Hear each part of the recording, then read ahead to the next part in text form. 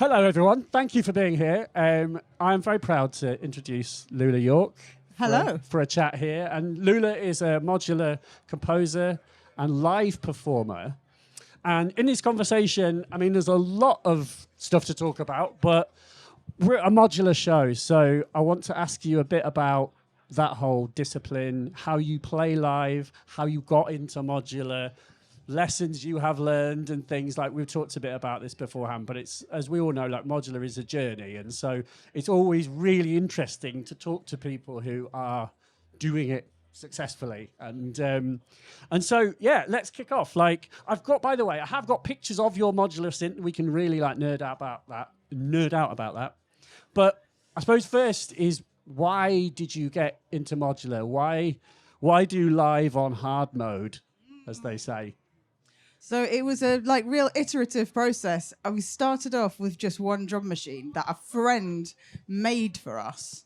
So I was in a band with my partner Dave called Treen, and we got made a modular drum machine, and it was just totally a load of drum modules put in a custom case, and then it sort of grew, because then it's like, well, what are you going to modulate that with? Yeah. Okay. So it kind of like grew and grew. But then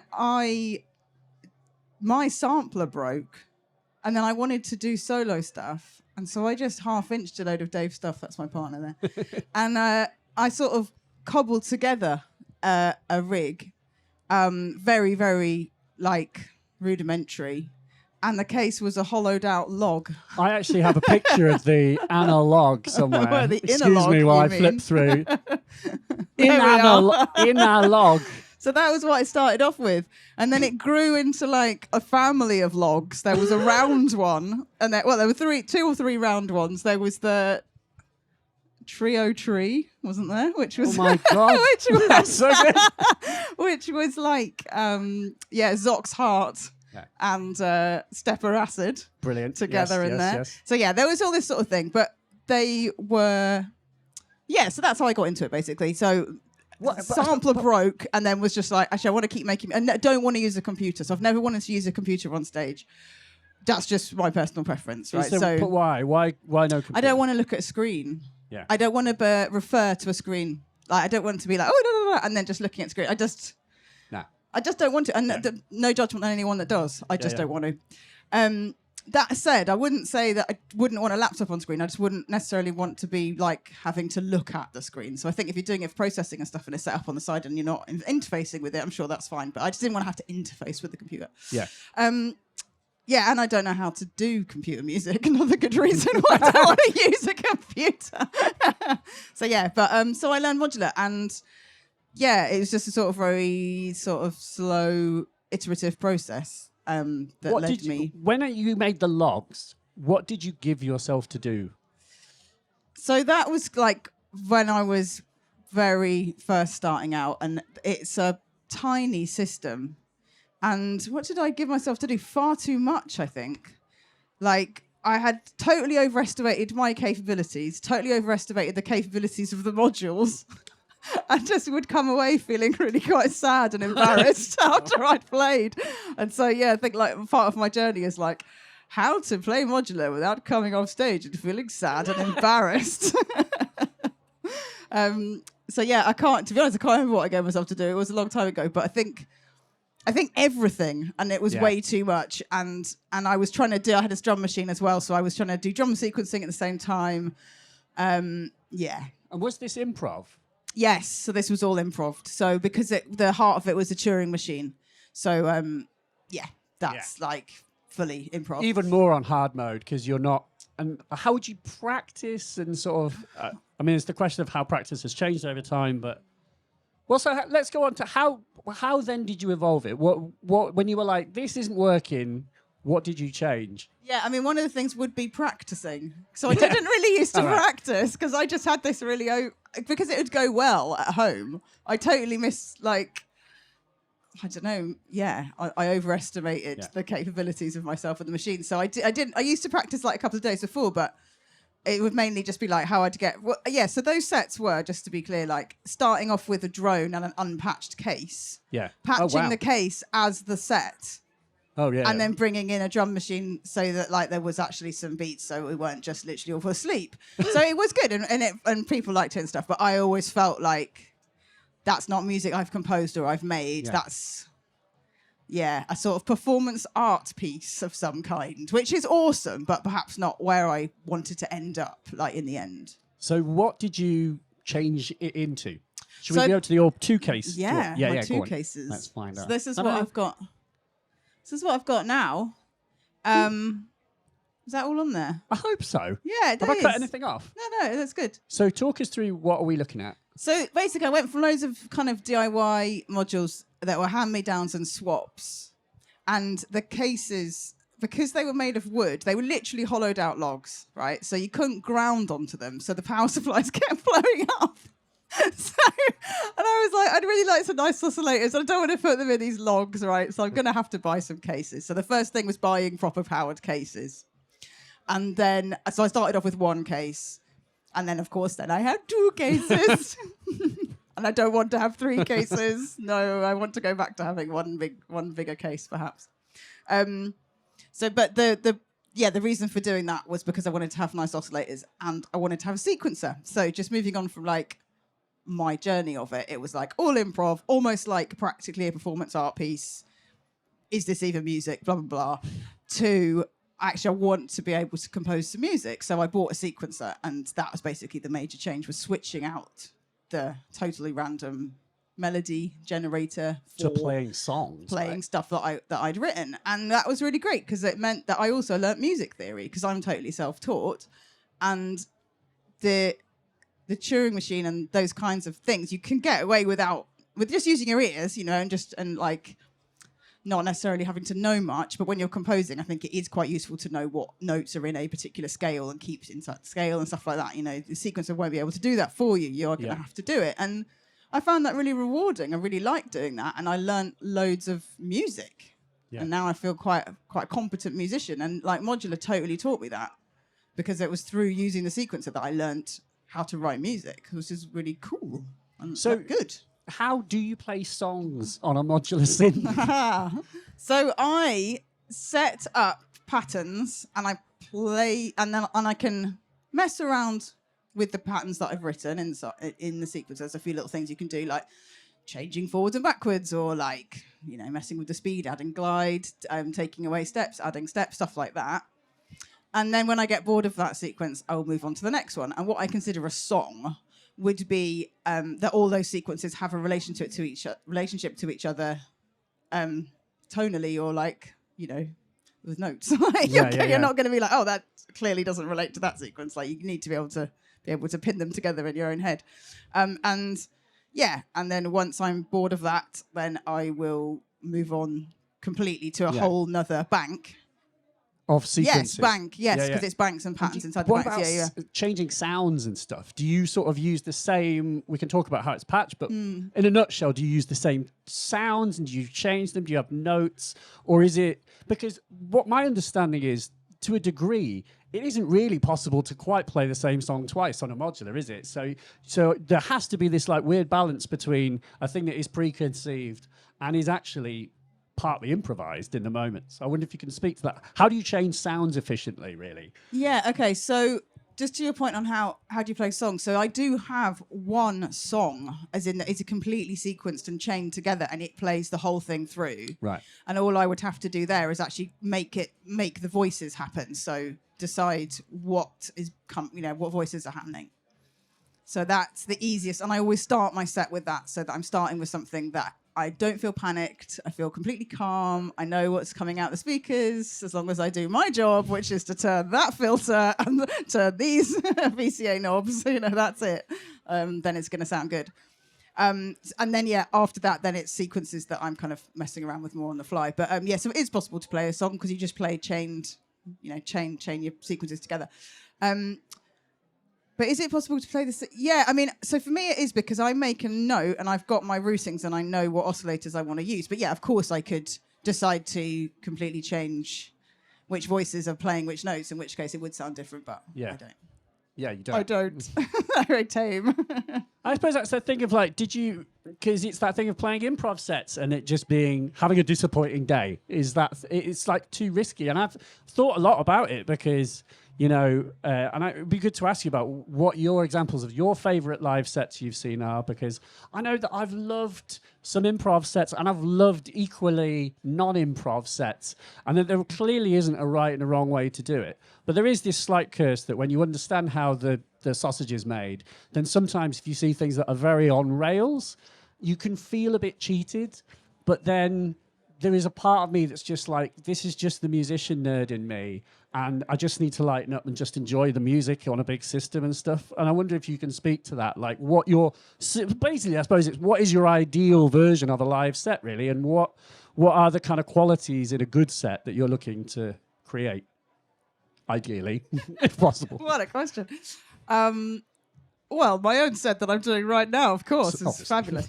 So I think that it is really nice to be able to have something to do. This is going to sound a bit mental, but if you were totally sequenced, you would actually have nothing to do. And it's really awkward. What are you going to do? Pretend to play your synth? That's really strange. So you have to give yourself something to do. So I think an ideal set is where you feel confident that the music is written. You're not having to write the music in front of people, but that there is enough for you to do to add flavour and interest to that in the moment compared to the sound system with what's responding in the room, that kind of thing. But you never feel like, oh, I'm going to potentially hate what's going to come out here, I think the other thing is like the worry of being bored. Yeah. Like it being fun for you is a sort of, it's a bit of a like odd quality because it's something that's like personal to you, but there is this sense that an audience can sense when you're enjoying yourself or you are not. And if you're bored, then, so I don't know. I mean, this is something that I struggle with. Can we talk about can you just tell me exactly how this is passed? Like from oh my God. No, but actually, in a more general sense, how many concurrent voices do you have? And very roughly, what are they? I'll just get my Patch pointy with Loula. stick, Sorry, everybody. So this is the heart of the thing here, right? The quad VCA mixer. Okay, so this is what I'm doing. Most of the set is me turning these knobs. Turning things up and down. This is what I'm doing, basically. Yeah. And occasionally I'm changing routings, but essentially my job in the set is to make sure that the right cables are plugged in here, because these change depending on the track. I might want different voices in, and then I might want different VCAs in, or I might want different, so that's my main job, is this. So the patching, that is kind of a mixer. It's like conducting, basically. Basically, this is the heart of the home over here. And then this is the drum case, basically, pretty much. And then obviously the sequencer is there. I don't really use this. This is just sort of a blank panel. What is? Yeah, what it's a mixer. Is that? Oh, it's a mixer. It's a mixer, but I don't really use it because I use this massive mixer here instead, which is really dumb. It'd be great if this did work and I didn't have to use that, but it does. So how's this patch? So we've got stuff going in filters. Filters go in there. Something goes from there to there into here. Something comes out of there and goes into there. Something goes into there and goes into there. Oh yeah, the Honor, that goes in there. This little switch here is because the Honor doesn't have a vary out or something. So if I want to change those, then I have them all patched into here, and I just flick the switches. Then one of these cables comes out into here, and I choose which one goes in. It's an A182-2. You can choose where things come. Yes. I suppose, just in a nutshell, is it 3 voices? Are there 3 Yes. 3 voices plus some drums? 4, because there's 2 here. But at any one time, there's 3, really. Yeah. But I have the option. Oh, yeah, so what I do is I've got this tuned an octave below this one. So they're linked together most of the time. And so it means I've got this, I just have the I use the sign out, and I have that going straight into here. So I've just got like a bass going. Reinforcement. That kind of thing. Yeah. So it's a bit overkill, and I am looking to kind of slim it down a bit because it's a bit mad. Do you think, as in 4 voices is too much? Or? Yeah, I mean, I think you don't want 4 voices at once. It's just too crazy. Yeah, 4-bit. And can you speak to what are your favourite modules in here? What are the your things you would never get rid of? I'll never get rid of the verbose harmonic oscillator, I don't think. Why is that? I love it too much. Because it's so easy to put a really, really simple sequence in there and then create a track by flicking up and down these. So what are these? Guys. What does it do? So they're harmonics. They're like second harmonic, third harmonic, fourth harmonic. So they do have a different note, kind of. Yeah, they're like. And it's so like a big when chord, you flick, so what you could do is you could use this guy here, have like split these out and put them in here. Maybe have a bass from there and there or something. So you got your. Oh, actually, that could be your bass number one. That sign is a low one, so that could be your bass. And then these will, they're all different notes essentially. So you've like quadrupled what you've got straight away. And then if you've got different VCAs firing at different times in here, then you're creating really weird rhythms out of one thing. And it sounds really glassy as well. Yeah.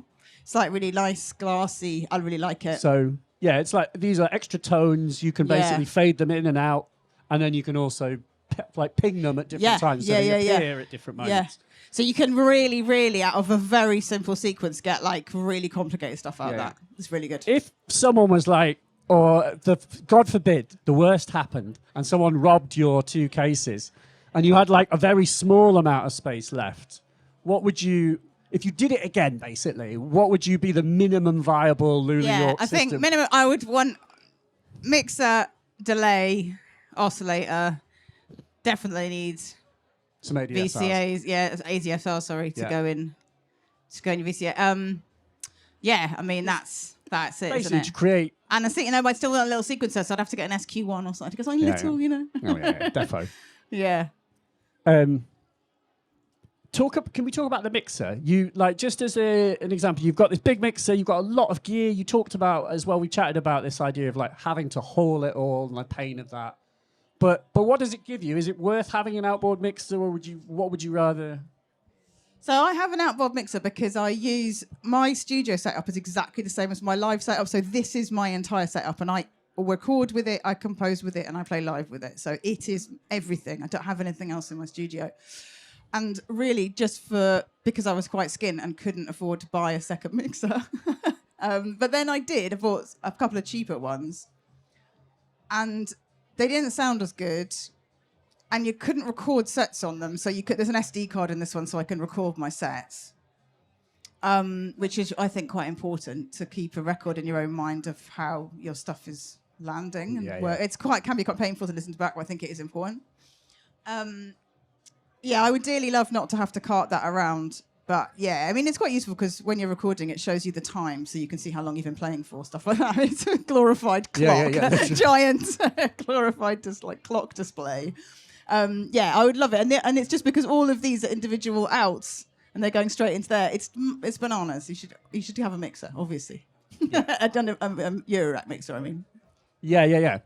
So this also, when you mention the whole thing of playing back sets, this kind of prompts the other question, which is the sort of development of your practice and what you've given yourself to do and how it has evolved over time. And I wonder if you could speak a bit about kind of the journey now with this system, and what other lessons you're learning as you play multiple sets, and what advice would you give people who are trying to do a similar thing?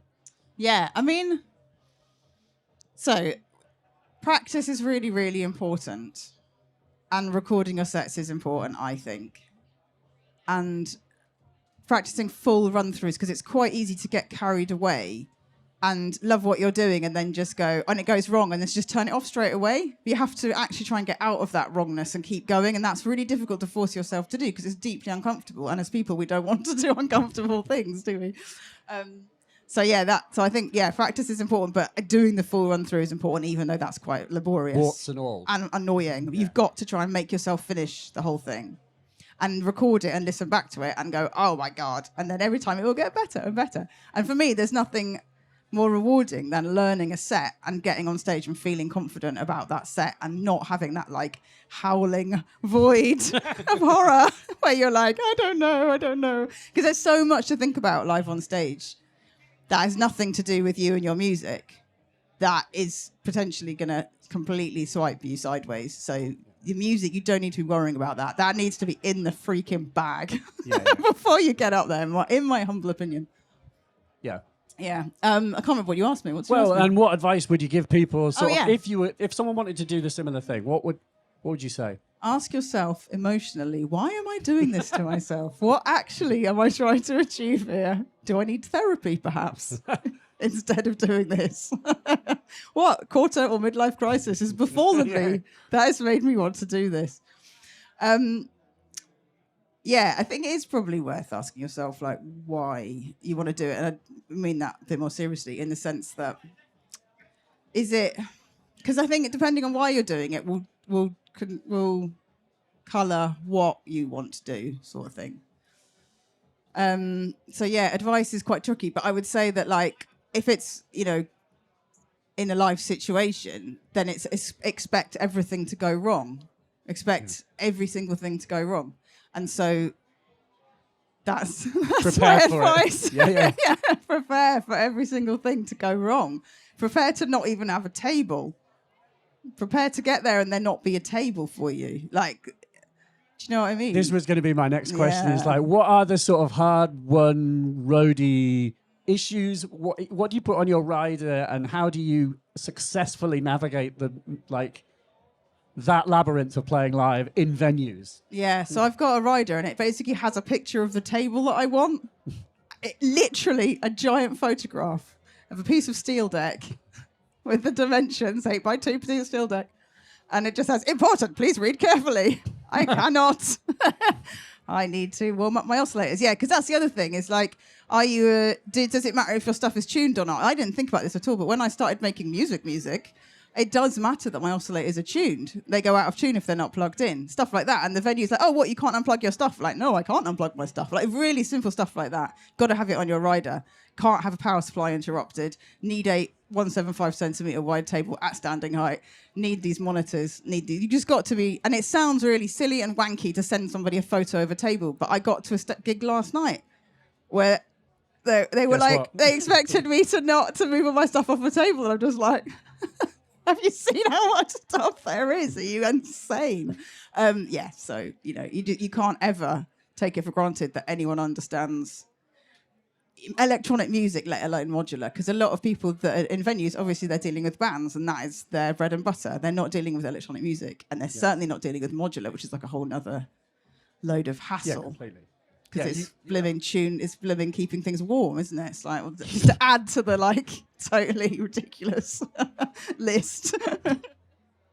Do you have, like, notes when you play? Do you have, like, a sort of checklist or pre-flight You will checklist notice type thing? this lovely blank panel here is where I stick my notes. So that's my set list on there.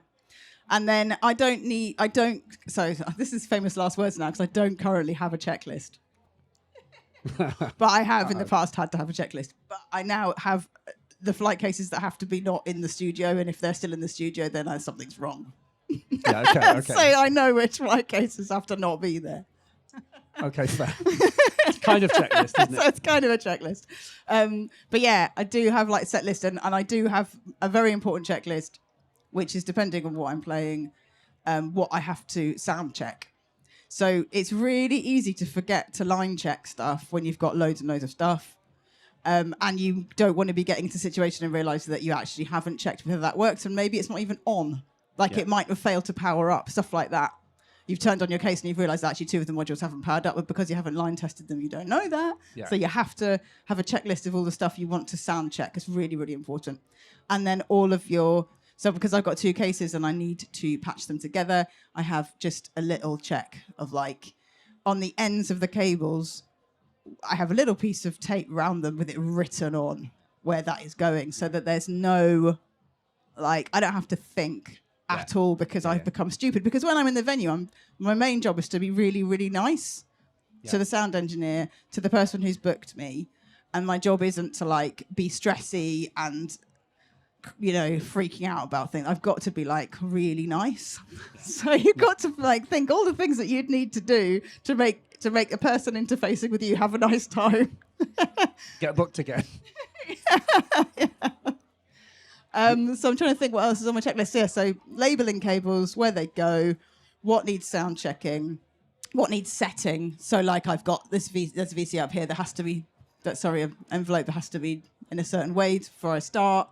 Really simple stuff like that. Just like, what are your starting positions? Let's say, test all your, test everything you need to test. What about tuning? How do you tune? So tuning? Yeah, I have a Electro Harmonics pedal, and I just take one of the left rights out there and stick it in there, and I just look at the display of it, and if it says in the range of C, that's good. If it says something completely different to C, I will actually put it through the sound system, because what I have done is, by doing it visually and not listening, I have tuned it to the wrong octave completely. So it's really easy to do. Yeah, because if you're just looking at the digital, if you're just looking at the readout and you're not listening to it, you could go to the wrong C, because it doesn't say which C it is. Not on my pedal. Lots of pedals will, but this one doesn't, as it happened. So boring stuff like that. But before I get that, I used to do it on an app on my phone, and I had to get everyone in the venue to be quiet so that I could get the app. If I put the little app right up against the speaker, I'd be like, everybody be quiet, please. I'm tuning my synthesizer. It's very important work. So you have to go through all 4 and tune them. Most of them hold, but it's just getting them in and out the cases. Sometimes it can knock it, basically. Yeah. What are you happy with this, and what are you not happy with? So I'm really happy. I'm really happy with this setup. Like, in a perfect world where I never had to get on a plane or carry anything upstairs, this would be perfect. I'd have a great time. I mean, I do still have some work to do in the drum routing, because it is quite silly what's going on here, but that's not, I don't know. Here nor there. Huh? Is that here nor there? What are you changing? Sorry, I'm pointing to what accounts for my mixer, which is a quad, another one of these switches. Yeah. Which is basically, I flick them on and off whether I want the thing to be on or off. It's not great. Yes. So this area could do some work. But everything else I'm really happy with. Melodically, I'm really, really, really happy. And to be honest, I'm at the point now where I'm thinking, do I just get a drum machine back now? Which is what I used to use. I used to use drum machine and then this for melody. And at some point, because I was using a TR09, which is really little, quite hard to use. Obviously, very samey, because it's just got the boutique 909 sounds, which are lovely, but I got a bit tired of them. And I started to get excited about the possibilities of modular with drum sequencing, because you could obviously have Logic, you can have Euclidean, you can have like all these fun things, and I got really into that. And so that's how I sort of ended up getting drum stuff. But now I'm like, I get feeling like I did with that lot, where I just wanted it to be sequenced in the end. I'm thinking perhaps if I got a drum machine that had a sequencer in it, then I could just like pre-program that a little bit, feel a bit more confident, because the drums are completely improvised. Okay. So that gets a bit... Yeah, that's the thing. And it's a bit mad when you've only got these 4 switches to change. And I'm literally unplugging there, because these can't get my fingers in here to mute this at all. These are absolutely impossible. So to turn them on and off, I'm literally pulling the patch cables in and out. Yes. It's really a bit silly. It's not very silly. Yeah, not very good. I think all that's what could probably do with some work. But melodically, I'm really, really, really happy with this. Could you talk a bit about like using this because obviously this is your system. This is what you record with, as well as this is what you play live with. Can you talk a bit about how do you explore it and do kind of original, different, new things with it in the studio versus on stage? You know, it's like, if this is your sort of workspace, there's a difference there, right? And I'm just curious, do you pull it all apart? Do you force yourself to try new things? How do you record with it at home? So I decide on a starting point, and so that'll either be a drone starting point, in which case we're going sound art, baby. We're going like textures, strange sound art music. Or are we starting with a sequence, in which case we might be heading towards melody land. Yeah. And that's basically my 2 approaches. So either it's just continuous stream of sound that I'm sculpting, or I'm actually inputting notes, and then my practice then is basically creating out of a small sequence a cool pattern that goes in lots of different directions and is really fun. But that's like... So it's sort of 2 things, I guess, because one of it's like a musical thing and one of it's like a sound design thing, maybe. Yeah. And modulars are so good at drone. Like, it is, they drone by default, right? Yeah, it's fucking wicked. Can't complain about the drone capabilities. But yeah, I'm trying to think what I do. Yeah, I think like messing around with modulation is fun. I mean, that sounds like an obvious thing to say, but when you get into a set that you really like, you do stop exploring the modules a bit, because you're like, this is how it is. And I do have to remind myself of like all the millions of ins there are on all these things, and to remind myself that the reason why I've got these other ones is to plug them into these ones. Like, that's what they're for. Yeah. And just because like in a live situation, that might be a bit mental. You have to remind yourself to like actually keep using Just them the way they're actually keep supposed to be. experimenting. And that's what I mean. It's like that thing of when you've made a live system, that I think the word would be ossify, that you tend to ossify it, and it has to stay as it is because it's your live system, and then you lose that sense of experimentation. It's just something that I'm concerned about with myself. Yeah, so I've got some stuff that doesn't change. I've got these little VCOs here that never change because they are some interesting fun modulation for some stuff over here. But the stuff over here, I have no problem unpatching because I've made a note of where it needs to be to go back to being live. So there isn't an issue. There's no issue with that. And I do know the set so well now that I can tell if something's missing. But I've forgotten to plug that in. It's fine. Yeah. I did ask you before about what you would get if you started again, but I suppose also to reframe that question slightly would be, what advice would you give to people who are starting out in modular? Like people who just want to like dip their toes into it and like, what would you recommend?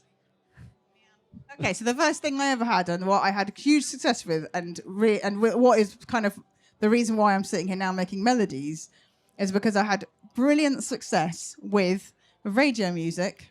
So music thing, radio music, fake cloud, like a clouds clone. Yeah. Something to modulate those with. So I think it was just this little frequency central LFO thing. And the drum machine. And in the radio music, I just had weird voices. So I ripped loads of stuff off YouTube. Yeah.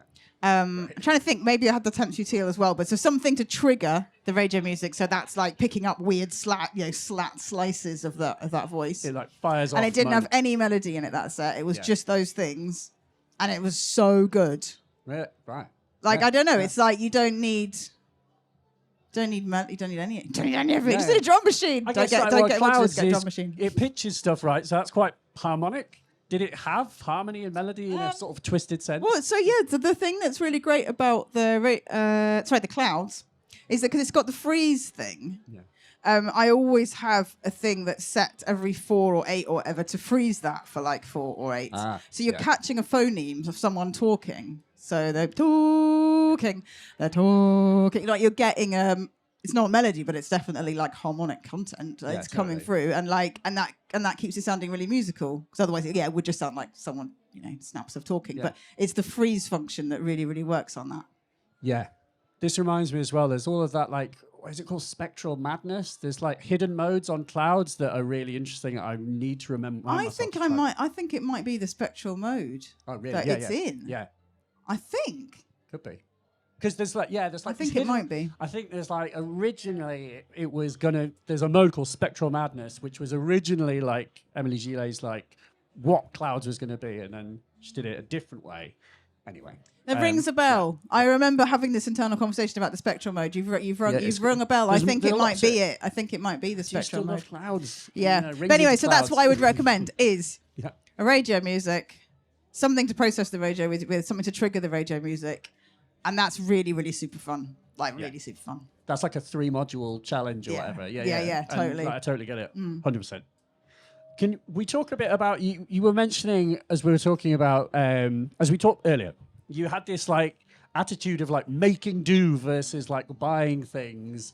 And obviously this is a very like addictive field of music technology because it's, it's expensive overall, but it's not so bad to buy these little things. I wonder if you could speak to your beliefs when it comes to like making do versus buying. Yeah, I do not want to be a consumer bitch. Like I hate buying stuff. Like I absolutely hate it. And every time I buy anything, I feel really bad afterwards, like I failed. Like I didn't do a good enough job. Do you think that sounds healthy? Do you think I need therapy? Well, I mean, it's both unhealthy and healthy at the same time. That's very insane. Yeah, I actually feel bad often when I buy things because I realise that I've just submitted to like retail therapy when I could have sorted out the problem myself. But sometimes it is important to buy stuff. And this rig was very much put together with buying stuff in mind. So after I kind of gave Dave back all his modules and had to buy my own stuff, I did have like a shopping list, and I was like, I think I had a budget of like 1,500 quid, and I was like, I'm going to buy what I need to buy. I tried to get most of it secondhand, blah, blah. Yeah. Maybe it was $2,000, I can't remember. But and of that, I've basically still got it all pretty much. I think a couple of things I've swapped out. Yeah, because I've got rid of the stages and got some different. But yeah, mainly it's the big guns are still the same. And yeah, I think it is important at some point to have a shopping, to have an idea of what you want to do. So for me, it was like I really, really wanted to do stuff with delay.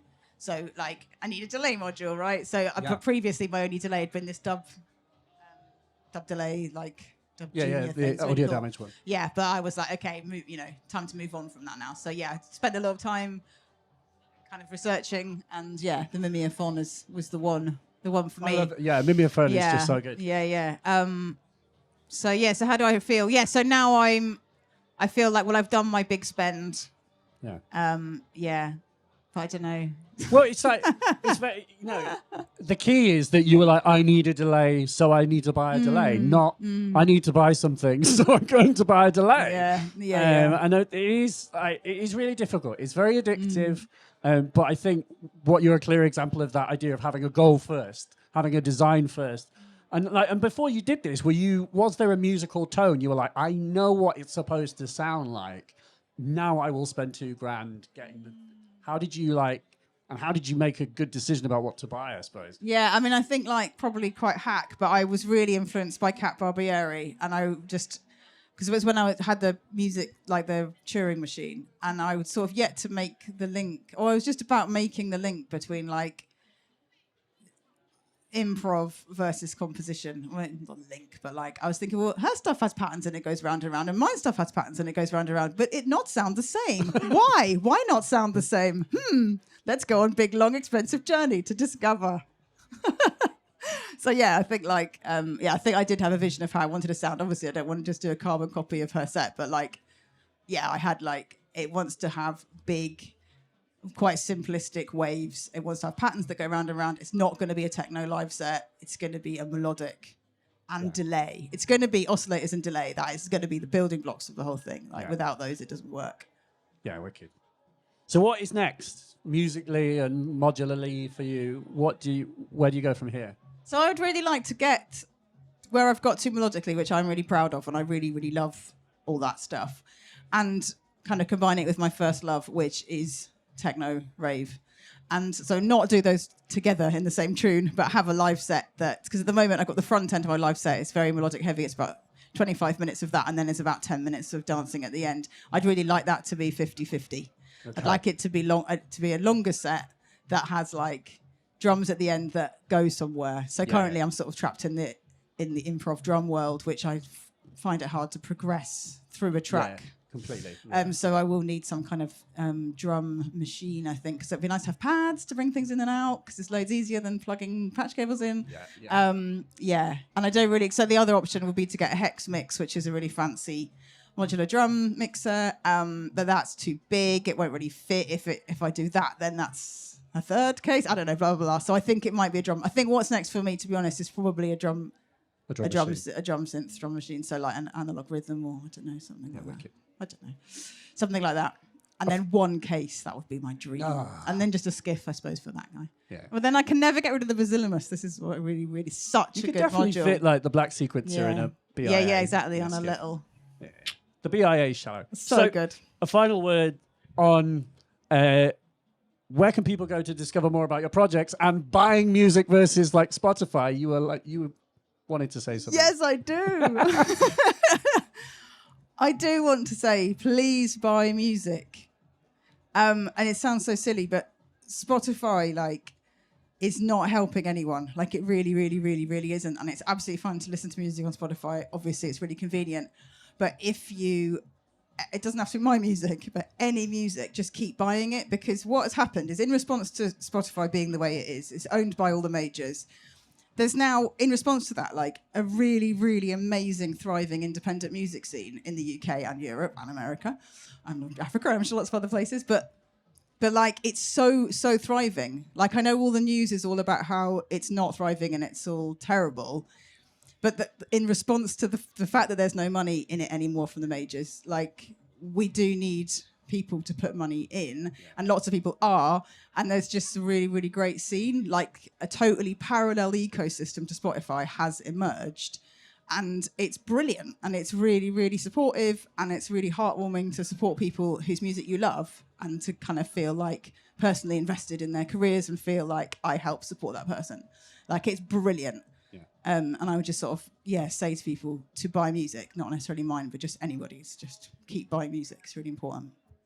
LoulaYorke.bandcamp.com. Also could be mine. And Loula Yorke, thank you so much. Thank you. Cheers, everyone.